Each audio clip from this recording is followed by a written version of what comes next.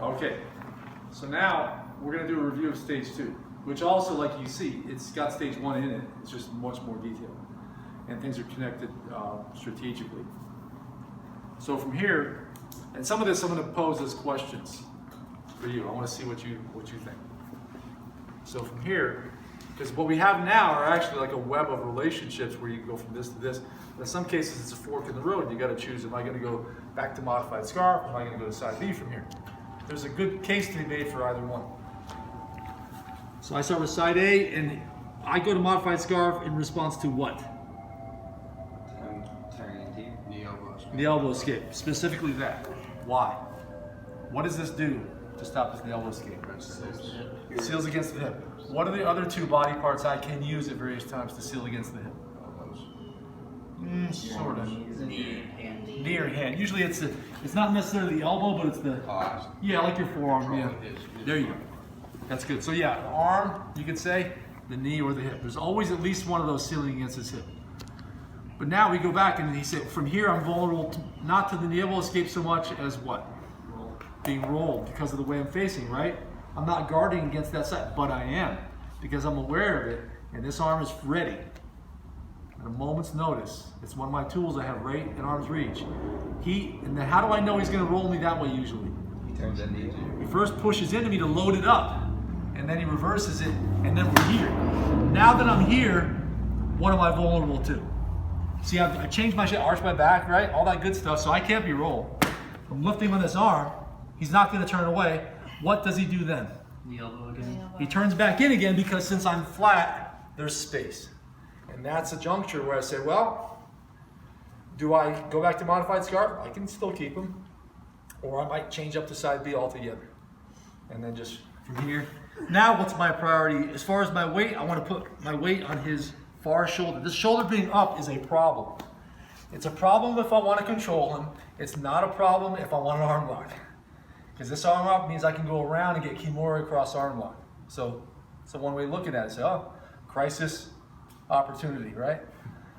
In this case, my goals are to control him. So I'm going to drive this shoulder back to the mat. All right? And then I might look for this underhook again and look for his head and his arm again. And now he's turning hard into me. And I've got elbow leads to what? He gets the elbow down. Wrist. And what do I do with this wrist? Yep, I got to drive. Hear that air come out? That's what I like to hear. Put my leg there, and then I get the elbow back. But in the course of doing this, I'm ready to give this up all together because he might suddenly reverse direction and take me there. And then I keep this again, and then we come back, and I got the elbow again. You see, he's trying to race with me back and forth to get this down or get me rolled, or get space under and abandon all this to get the knee elbow escape. But since I know it, I'm shutting it down just in time, and he's doing all the work. This is why in the long run, I win. I've saved energy. I got plenty left in the tank. He's at about 50% now. So from here, I lose the wrist. I keep the wrist, but I recognize it is just not leading to the elbow. So then he's turning. What's next? Crossface. It isn't enough to just use your arm. You got to join and wrench.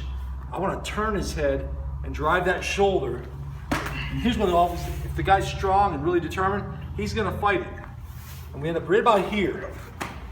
Sometimes I'll turn back this way. This is even stronger. A lot of you are staying with the sit out, but you notice my hip settles. If I turn back, now I'm driving. And see how it got different? Yeah. And I'm driving like this. Sometimes it goes like this. He's here, and it's my forearm, and I wrench it, and I get my elbow, and now it's shoulder and bicep driving him. So you can do it by degrees as well. Didn't use any energy to do it. But now we say, oh, he turned even further, and I might even still use the crossface from here, but it doesn't feel as strong, so then I go half Nelson. If this arm is off my shoulder, it's here. His arm settles in the crook of my elbow, and I palm around, not his neck, but his head. Right where his head meets his neck. That's more strain for him. And then I can use this to hold. And just make sure my hips stay close to his. Because he's going to walk, if he walks his hips away, he can sort of get up. See that? But this is still a problem for him. Because I might wait for him to just about get up, so that there's an even bigger tumble when he falls. You know? And get your chin, I'm sorry. All right. But, as Scott pointed out, he asked me a question about, well, could you just wrap his neck with your arm? Yes, you can. If his arm is up here and your shoulder's already inside there, you can wrap his neck and use your shoulder to drive him down.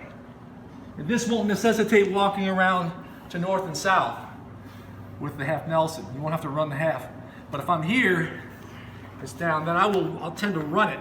At least walk around so that my hips are driving this down here. All right? Because that he can't resist.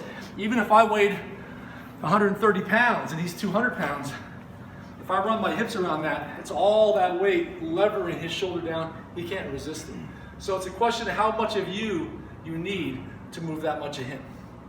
And someone like my size, 220, might not have to move as much to lever someone down, especially if they're my size or smaller. But I guarantee, if I'm rolling with somebody 300 pounds, I feel like I'm riding a water buffalo.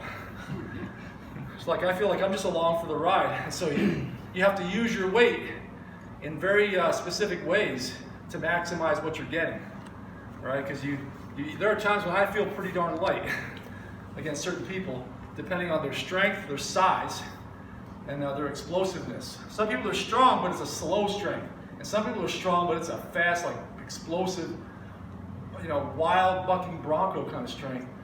And what you got to do to them, you can't stop them from bucking and moving. So what do you do with a wild horse? You build a fence and let it run itself down. That's what a lot of top control is about too. You build fences and let them run, but they can't get out. All right, because you can't shut them down completely. They still have an option, or several options, but you let them run, but you can still control it. Okay, so now that addresses head and shoulders, right? And as I was saying to Sarah earlier, we're looking at the body as two halves. There's head and shoulders. We lever the shoulders using, in some cases, the head to do it, or using an arm. An arm is an extension of the shoulder, lifting at elbow, turns shoulders. And then we look at the hips as the other half of the body, with the legs as levers to turn the hips. So now, turn this way a little bit. From here, I've got to face the legs in many cases to lever them. 3 Turks, right? There's around the outside leg, which comes up in front and under the near side leg. This prevents his left leg from putting me in guard, but it almost guarantees that he's going to get up. Okay. Which means I may end up going to back run or something. Or I might be abandoning it. But I might do this. From here, I might sit out and lift on this leg to prevent him from turning. Then I use this to get this. This Turk leads to lifting on the leg, leads to hooking under the leg, leads to this second Turk, turn under, try to get up. Now, he can't turn any further than this because my forearm is in the way. And this middle Turk leads to lifting, turning him, and then reaching around the outside of the near leg, which then turns him away, which is ultimately where I wanted him to be. The Turks connect, in other words. And then up here, I walk. He's strong. He knows what's coming, because if he doesn't know, I'm going to get him here, and it's really a bad spot. Because he can't turn away, because his shoulder's running into my armpit. And he can't turn into me, because I'm turking this leg, or I'm locked. Turking the leg too. He tries to turn away, the shoulder blocks. Tries to turn into me, the Turk blocks him. But if he's resisting the cradle, all I do is just, sometimes I'll look at them and I'll look at my fingers. It's like the last crucial scene in an action movie. Like, here we are. And now he's got to fight to get this loose. All right, and then all he ends up doing is ending up back under modified scarf.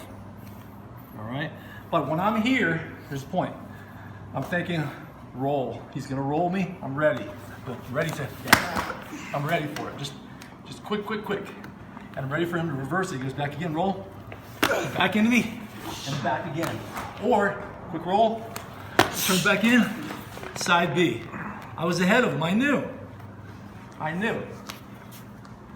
It's very frustrating when the guy on top already knows your next move and then the move after that. Because eventually he's run out of directions to go.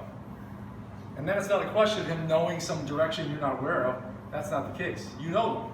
Then it's a question of him doing it either quickly enough, changing direction quickly enough, doing it forcefully enough. And if he can't muster that up, he's done. He's done, because he doesn't. Then it becomes, like I said, the way he does it. If the way he does it doesn't work, then he's really kind of screwed. Then he has to go to the last resort.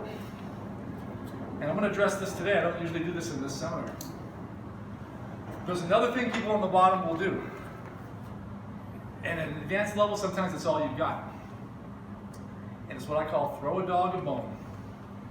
When you want the dog to go somewhere, you throw a bone over there, and the dog goes for it. What the person on the bottom will do is entice you with an arm to go for a finish. Hopefully one that he knows he can stop you from getting.